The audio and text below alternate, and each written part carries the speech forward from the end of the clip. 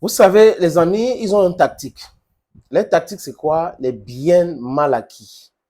Les biens mal acquis. Ne l'oubliez jamais. Ça veut dire quoi? Ils poussent les chefs d'État ou des sous-préfets qu'ils ont imposés en Afrique de ouvrir les comptes chez eux et on les encourage de voler l'argent avec les méthodes.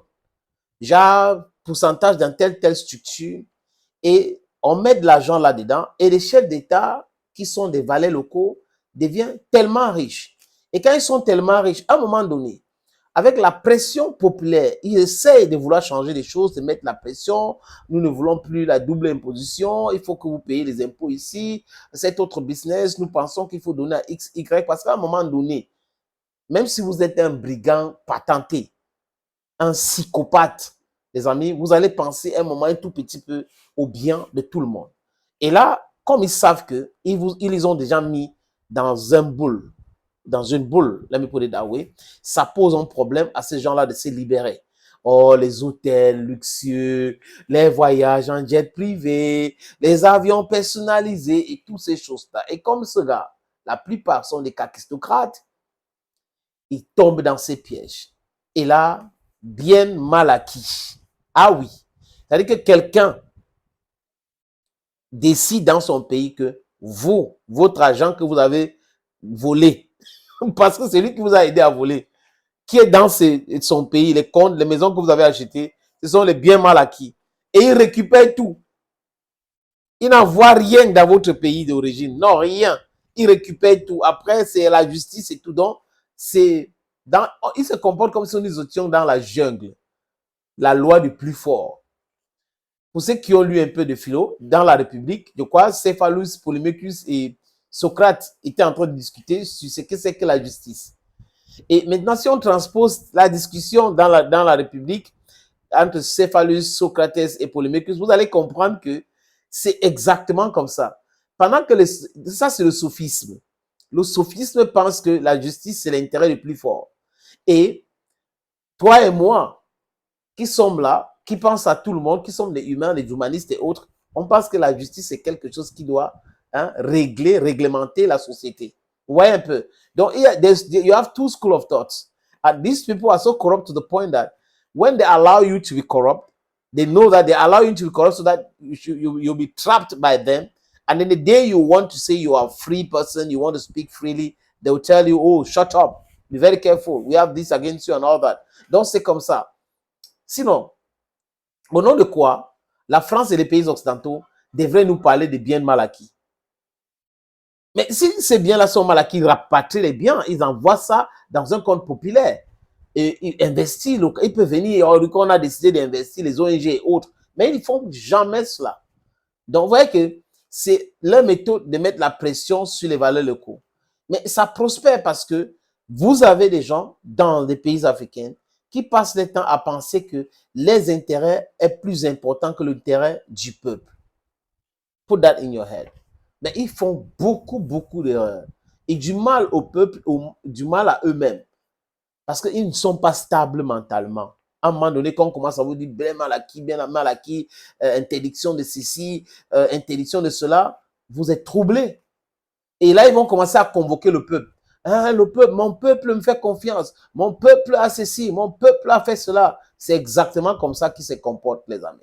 Les amis, je vous suggère de regarder ça. Ils attendent qu'on ait des comptes chez eux là-bas pour se lever un jour, dire tu fais ça ou bien on ferme. Ils n'auront jamais nos comptes là-bas. On s'en fout d'avoir des comptes là-bas. Voilà, on n'a pas de biens là-bas, on n'aura jamais de biens. Tout ce qu'on fait, c'est pour le Burkina. Si le Burkina, nous on ne veut même pas quitter notre Burkina, on est en paix ici. L'AES, c'est un grand espace. Si on veut aller faire du tourisme, on part à Bamako, à Niamey ou je ne sais, dans d'autres villes. On s'en fout d'aller ailleurs. On est bien dans notre espace ici. La peur, on ne connaît pas la peur. Non, on ne connaît pas la peur. On a décidé de s'engager pour la patrie. On sait tous les risques qu'il y a autour. On a abandonné toute notre vie pour ça. Pourquoi avoir peur? On a abandonné toute notre jeunesse là pour une mission pour la patrie. Donc il n'y a aucune peur. Vous pouvez rester sans crainte. Zéro peur.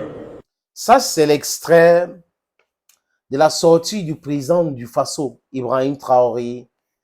Quand on disait qu'il avait fui, on disait qu'on va le tuer et autres. Et les complots, il y a eu beaucoup de complots contre lui et son gouvernement. Il a fait donc ce sortie. Vous savez, quand il parle comme ça, il faut l'écouter, hein, c'est très profond. Des gens là, comme je vous ai expliqué, procèdent de la sorte. C'est-à-dire qu'ils vous expliquent les choses. Voilà, il y a telle opportunité, on va vous donner 10% dans tel business, dans le pétrole, 10% dans la banque, regardez ce qu'on va vous faire. Donc, ils miroitent les choses et ils vous donnent parce qu'ils savent qu'en retour, vous allez les permettre de piller votre pays. Et une fois qu'ils vous ont convaincu, jusqu'à vous être là dans cette histoire, dans cette mafia-là, c'est fini pour vous. Ils vous tiennent. Ils vont faire le chantage, ils vont faire de ceci. Et là, c'est facile pour vous devenir fragile et fragilisable. Vous voyez un peu. Et Ibrahim Traoré dit quelque chose de très concret. Les Africains devaient apprendre à voyager en Afrique. Et l'Afrique et les chefs d'État, pas les chefs d'État africains, devraient abolir les histoires qu'on appelle visa pour permettre aux Africains de voyager à l'intérieur de l'Afrique. Le tourisme africain. Si les Africains avaient l'exemple, la facilité de voyager dans les pays africains, ça réglerait cette affaire depuis longtemps. Parce que honnêtement, c'est vrai que l'Europe est autre, mais ce n'est pas une panacée pour les problèmes que nous avons. Non, nos frères sont là-bas. Ils veulent rentrer. Mais est-ce que we are creating an enabling environment for them to come back and develop Africa? That's the question we need to ask ourselves. Stop this visa bullshit. Go for the diplomatic sovereignty, military sovereignty, energetic sovereignty. Those are some of the things we should do so that our diasporans should come back home and develop this continent. They are very intelligent. They are one of the best. They are the best engineers in the world. But why? On a des incompétents qui sont en train de gérer nos pays et des compétents sont combattus tous les jours. On les met en prison, on les torture. Voilà pour vous, les amis. Je vous suggère de regarder cette petite vidéo. C'est une opportunité pour vous, les amis. Si vous voulez investir dans la ville de Douala, Bonapriso et Diapoma, 1000 mètres carrés à Diapoma, 576 mètres carrés à Bonapriso, les terrains là sont titrés. Si vous êtes intéressé, regardez ce petit élément et appelez-moi à travers ce numéro. Opportunité en or à Douala, terrain à vendre, 560 mètres carrés. Vous voulez construire un centre commercial, un hôtel, vous voulez construire votre propre maison à vous, vous voulez ouvrir une station de service, c'est à vendre, les amis. Je répète encore, c'est à vendre, ce terrain. Voilà donc l'opportunité que je vous présente là. C'est 560 mètres carrés, je répète. Et le terrain est titré. Nous allons vous laisser le temps de vérifier, parce que c'est très important. Donc, ce n'est pas le genre de terrain où il y a un problème. Non, non, non. C'est en plan Bonapriso, à côté de la route. La route ceinture ce terrain. D'un côté, il y a une route en pavé. De l'autre côté, c'est une autre route bitumée. C'est abordable le prix, hein, donc on peut discuter du prix. Si vous êtes intéressé, appelez-moi à travers les deux numéros que vous voyez à l'écran là, 6 80 87 37 37 ou le 6 96 17 60 34.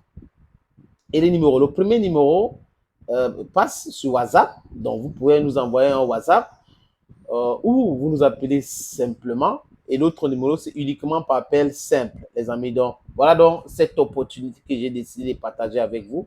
Contactez-moi si vous êtes intéressé.